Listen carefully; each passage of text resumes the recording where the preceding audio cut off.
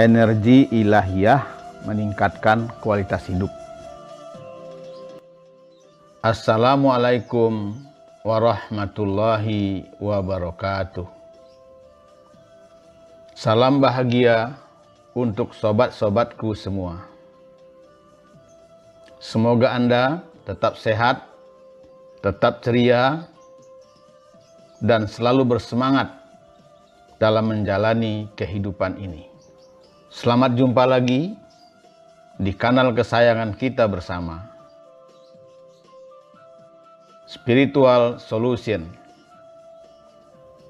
Semoga kita bisa berbagi info, pengalaman, dan solusi kehidupan, serta kiat sukses dalam arena bisnis dan keuangan melalui channel ini.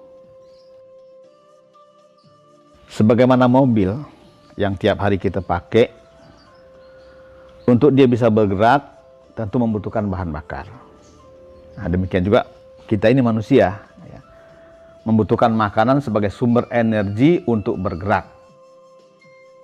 Akan tetapi mobil itu bergerak dengan digerakkan oleh manusia, sedangkan manusia bergerak atas kehendak sendiri melalui serangkaian proses dalam sistem koordinasi dalam tubuhnya. Nah, itu bedanya manusia sebagai makhluk hidup dengan robot atau mesin sebagai benda mati. Ini perlu kita pahami betul ini. Manusia adalah ciptaan Allah yang paling sempurna. Hakikat manusia itu terdiri dari dua komponen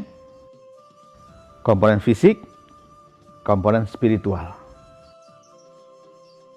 Secara fisik, manusia butuh makan minum untuk menjaga dan memulihkan energi. Secara spiritual, memerlukan olah batin secara rutin. Nah, ini dua hal yang sekarang orang lupa ini, ya. Bahwa kita ada dua komponen, lahir, fisik, dan rohani atau batin. Dua-duanya butuh makan untuk energi dia. Allah sudah membekali hambanya berupa kekuatan yang ada dalam dirinya, atau lebih dikenal dengan sebutan inner power atau tenaga dalam. Namun sayangnya banyak yang belum paham apa itu inner power atau tenaga batin tadi. Sedangkan yang paling vital dalam inner power itu justru malah sering diremehkan, bahkan ditolak oleh para ilmuwan, yaitu adanya energi ilahiyah atau energi spiritual dalam diri manusia. Energi ilahiyah ini sumbernya dari ruh ilahiyah yang ditiupkan, bukan diciptakan, oleh Allah ke dalam tubuh manusia. Ya, itulah energi spiritual. Dalam Al-Quran disebutkan manusia diciptakan berasal dari tanah. Lalu Allah menjadikan proses keturunannya dari sperma yang terpilih. Ini nenek moyang kita Adam dari tanah. Tapi keturunan Adam itu dari sperma. Dan lebih hebat lagi, disempurnakanlah dengan ditiupkannya ruh, wa nafakhtu min ruh, ke dalam diri manusia. Allah berfirman, Dia yang membuat segala sesuatu yang Dia ciptakan sebaik-baiknya, dan yang memulai penciptaan manusia dari tanah, kemudian Dia menjadikan keturunannya dari saripati air yang hina atau air mani, kemudian Dia menyempurnakan dan meniupkan ke dalam tubuhnya tadi ruhnya, dan Dia menjadikan bagi kamu pendengaran, penglihatan, dan hati, tetapi kamu sedikit sekali bersyukur. Quran Surat Al-Sajdah ayat 7 dan 9. Jadi dalam diri manusia itu terdapat ruh rabbaniyah. Itu banyak disebutkan dalam surat-surat yang lain. Al-Hijr ayat 29, surat As-Sod ayat 72. Jadi setelah sempurna proses kejadiannya, maka aku tiupkan ruhku ke dalam diri manusia, lalu mereka bersujud. Nah, begitu proses penciptaannya, Pak. Jadi kutipan ayat Al-Quran ini sangat penting untuk memahami manusia. Jadi kita akan bisa memahami manusia dari ayat ini, maksudnya begitu.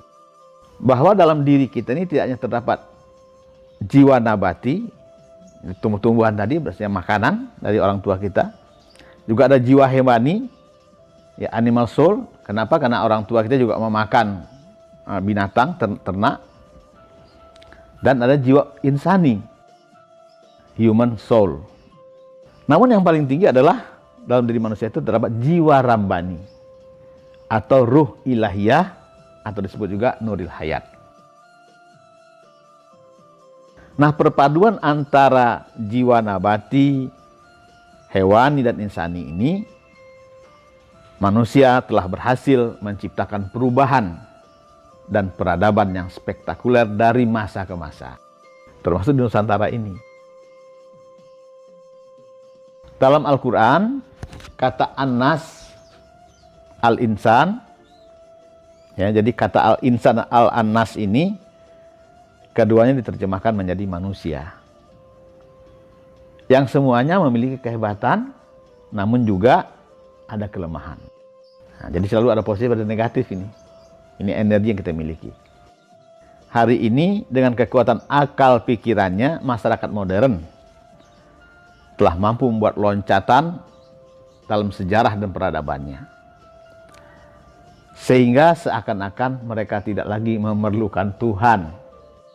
Semua persoalan hidup hendak mereka jelaskan dan selesaikan dengan pendekatan empiris ilmiah semata-mata. Dalam masa ini terjadilah sekularisasi, ya, pemisahan antara ilmu pengetahuan dengan agama.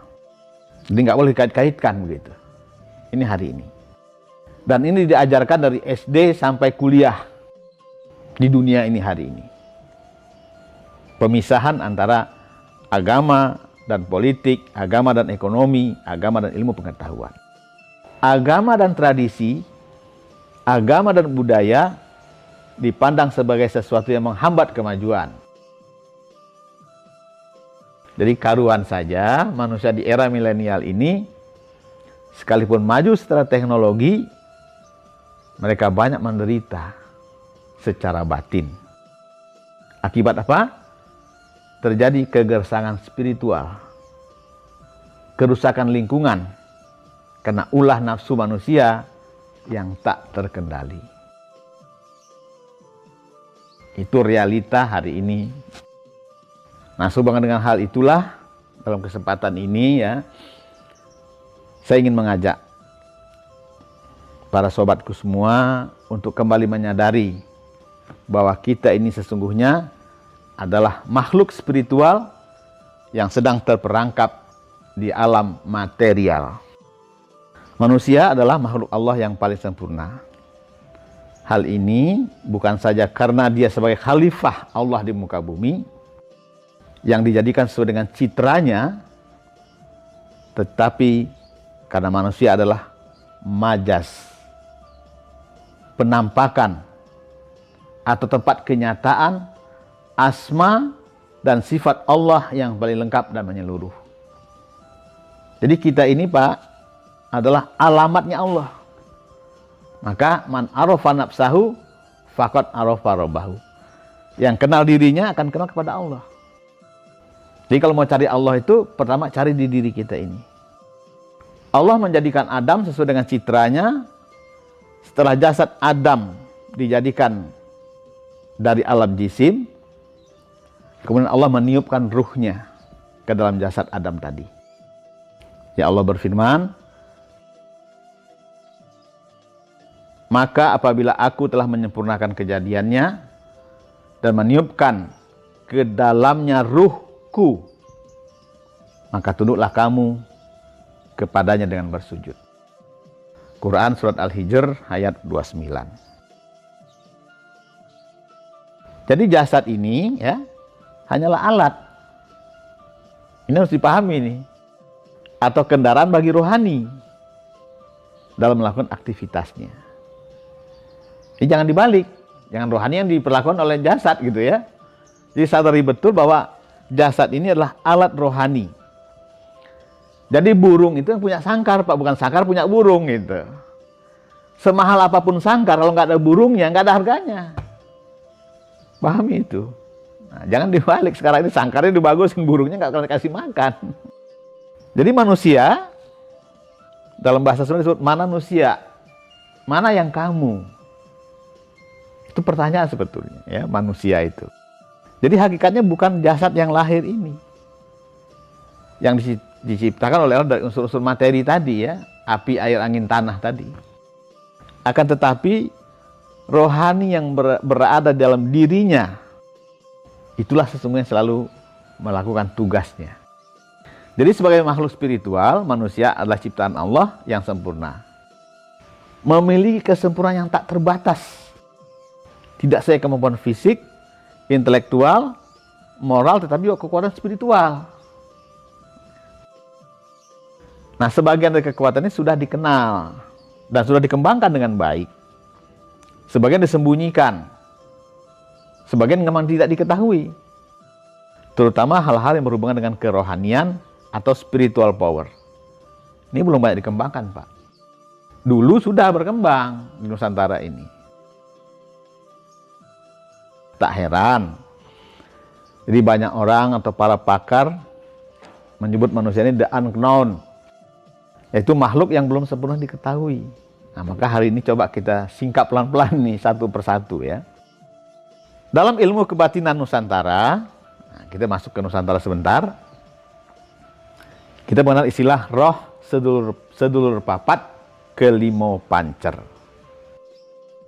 Sedulur papat dimaknai sebagai 4 makhluk gaib yang tidak kasat mata atau metafisik yang lahir bersama dengan kita ke dunia ini.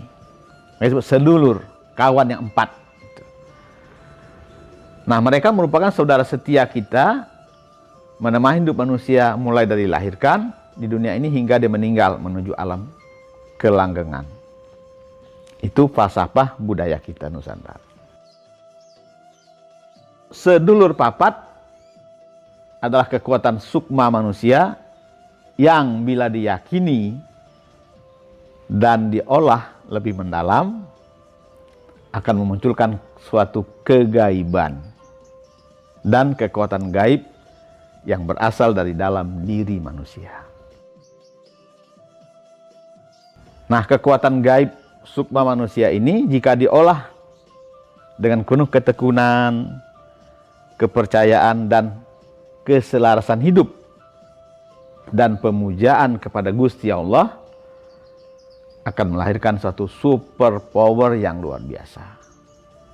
Wujudnya apa? Bapak boleh lihat tuh, Borobudur, Candi Prambanan, Bala Lompoa, rumah-rumah adat dan lain sebagainya. Di masa lampau. Termasuk sejarah mencatat banyak sekali ucapan-ucapan yang dilandasi kekuatan dan keyakinan sudah pernah terjadi. Maka ada ilmu si pahit lidah. Kenapa? Karena izin dari Tuhan tadi.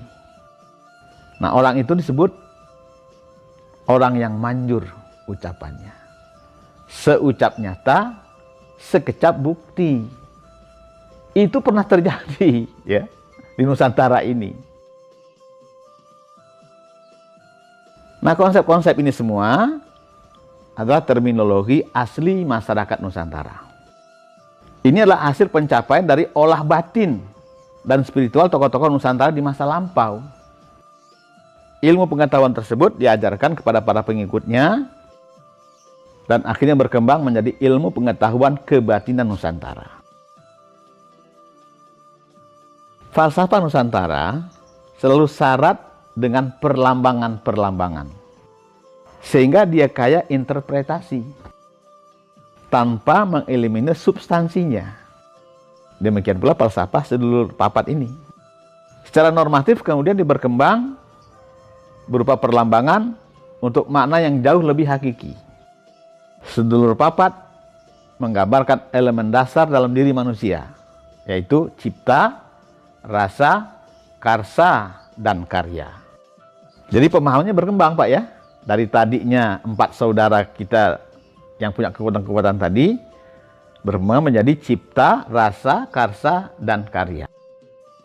Nah kemudian setelah Islam datang ke Nusantara, dibawa oleh para guru mursyid kita, dengan mengembangkan spiritual Islam atau tasawuf di Nusantara ini, maka sedulur papat itu pun diinterpretasikan menjadi 4 jenis nafsu dalam diri manusia.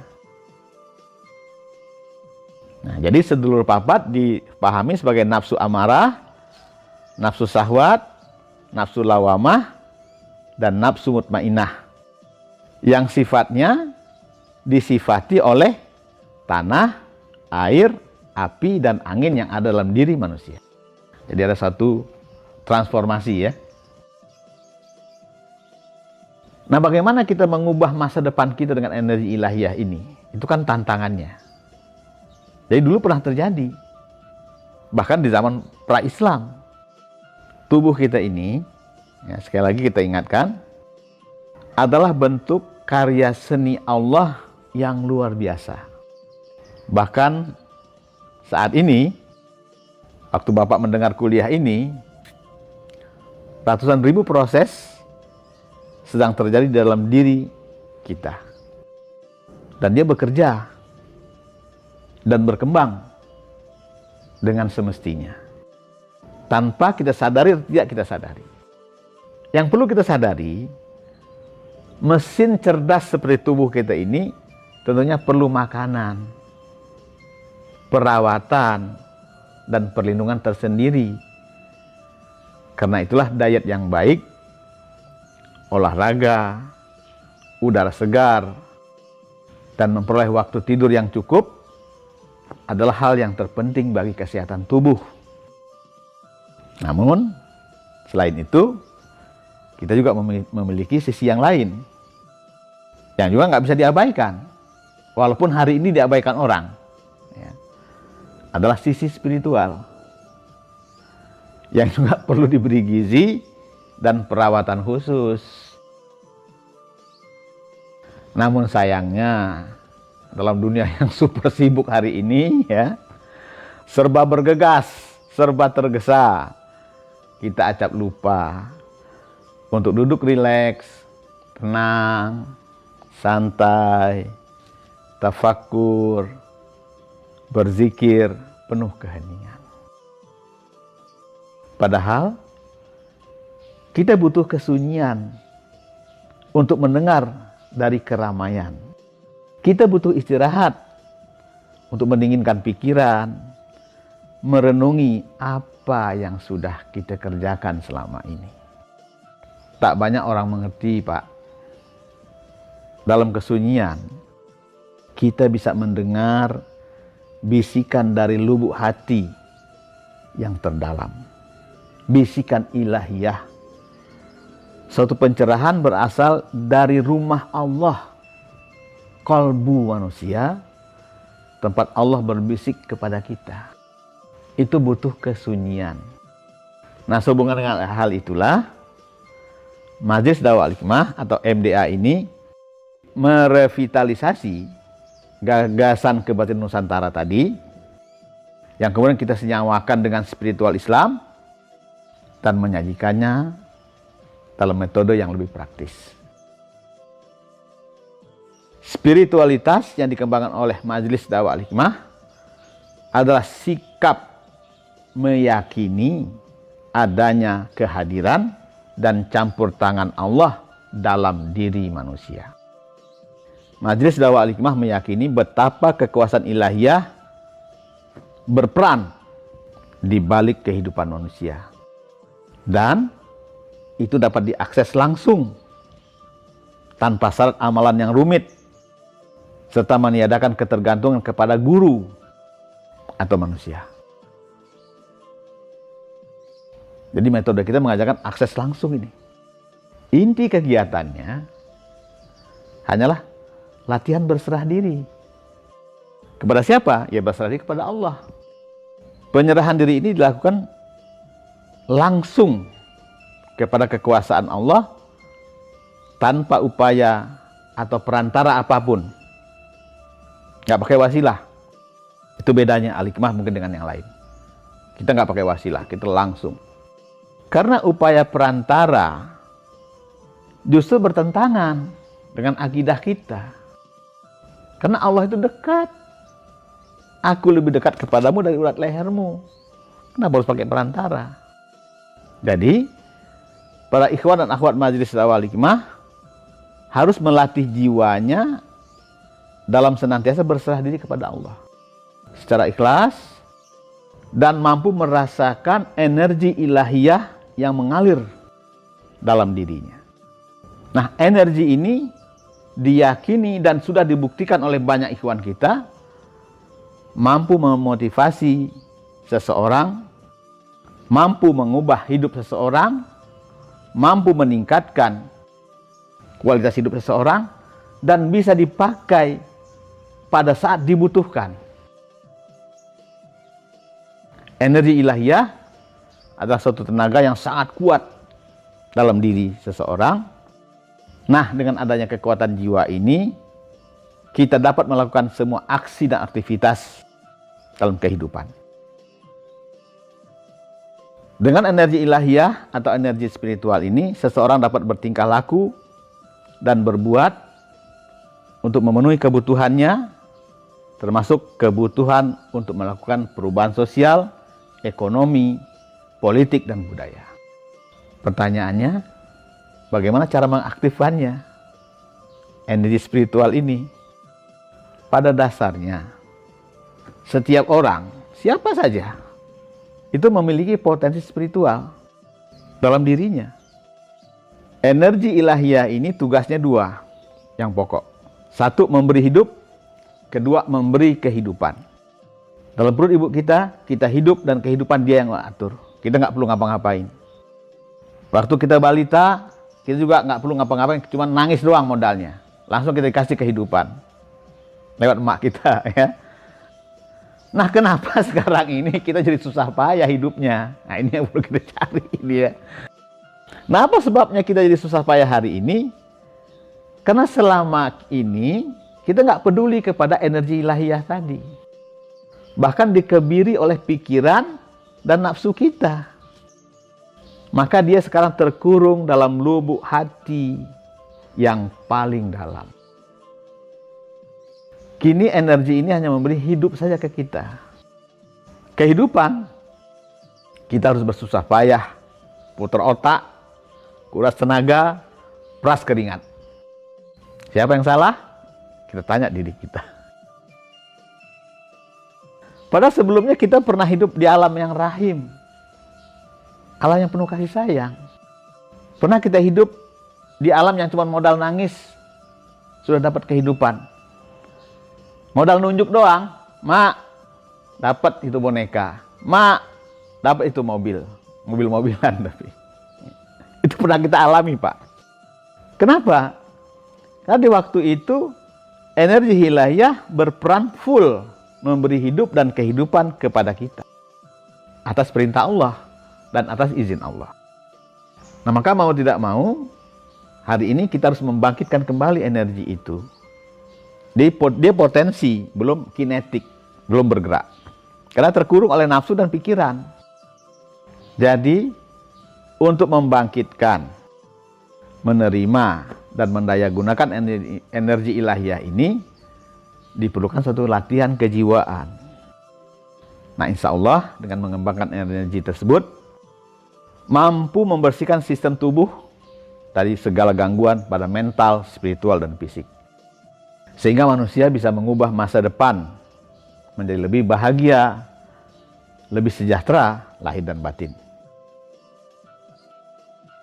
Proses membangkitkan energi ilahiyah ini diawali dengan mendiamkan seluruh gerak, bagaikan orang mati. Antal mauta qoblal mauta.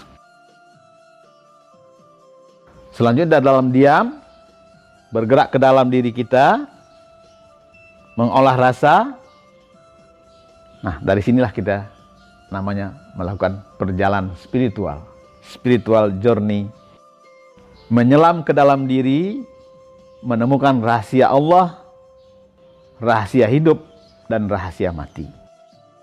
Sehingga pelan-pelan kita bisa membedakan mana yang pikiran, mana yang nafsu, mana yang ruh, supaya selamat kita di dunia. Dari dalam diri tadi, kita bergerak keluar, menembus alam lahiriah untuk mensempurnakan alam kehidupan. Jadi, gerak yang berlaku tanpa daya dan upaya, saat kita menyelam, menjelah ke dalam alam diri kita, ke alam semesta, lalu dia keluar, adalah gerak kudratullah. Jadi yang menggerakkan tangan ini, Pak, adalah ruh kita. Yang menggerakkan ruh itu adalah Allah. Jadi karena ini ada unsur gaibnya dalam gerak ini kan tenaga gaib. Inilah energi ilahiyah yang menggerakkan tadi. Jadi kita perhatikan ini, kemana dia mau, kita ikuti. Ada 4 jenis gerak. Jadi kita ini bergerak ada 4 jenisnya. Pertama, gerak nafsani. Kita bergerak karena nafsu, makan, minum. Kedua, gerak jasmani. Yang sudah otomatis karena otak kita memerintah bergerak dia. Ketiga, gerak malaki, malaikat yang menggerakkan, berupa ibadah, baca Quran. Nah, yang keempat tuh gerak rabbani, gerak yang bergerak dengan sendirinya tanpa dipikirkan, tanpa nafsu, tanpa ada perintahnya, kita bergerak. Ini yang paling asli. Ini disebut gerak ilahiyah, kudrat dan iradatnya Allah. Jadi gerak yang terjadi secara otomatis apabila penyerahan diri secara total, la haula wala quwata illa billah, kepada Allah yang Maha Esa, dan ia merupakan connecting bagi si hamba dengan Robnya. Dan kami lebih dekat kepadanya daripada urat lehernya. Quran surat Qauf ayat 16. Nah, dalam perjalanan lahir dan batin ini, gerak adalah jalan bagi kita, dan jalan ini fungsinya utama. Oleh karena itu, kalau kita ingin sesuatu, maka hendaknya gunakan keadaan gerak tadi, yakni gerak mengikuti kudrat dan iradatnya Allah. Maka disebut itulah energi ilahiyah. Jadi pada saat tangan kanan dan kiri kita bergerak sendiri, itulah dalil bagi kita, itulah maksudnya bahwa kudrat dan iradat Allah itu ada. Rasa yang terasa di ujung-ujung jari, itulah pancaran kudrat dan iradat Allah dari batin kita. Innamal mu'minuna iza dzukirallah wajilat qulubuhum.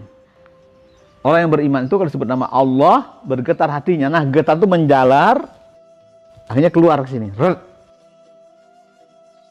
Jadi seperti air yang memancar dari selang, Pak. Nah, maka terasa di ujung jari ini. Nah, sedemikianlah barangkali uraian singkat yang dapat saya sampaikan dalam upaya kita mengaktifkan energi ilahiyah untuk meningkatkan kualitas hidup. Semoga uraian singkat ini bermanfaat dan memberi inspirasi dan menambah semangat dalam menjalani kehidupan. Semoga sukses dalam segala hal yang sobat lakukan. Semoga berhasil, sehat, ceria selalu, semangat. Wa'afu minkum. Wassalamualaikum warahmatullahi wabarakatuh.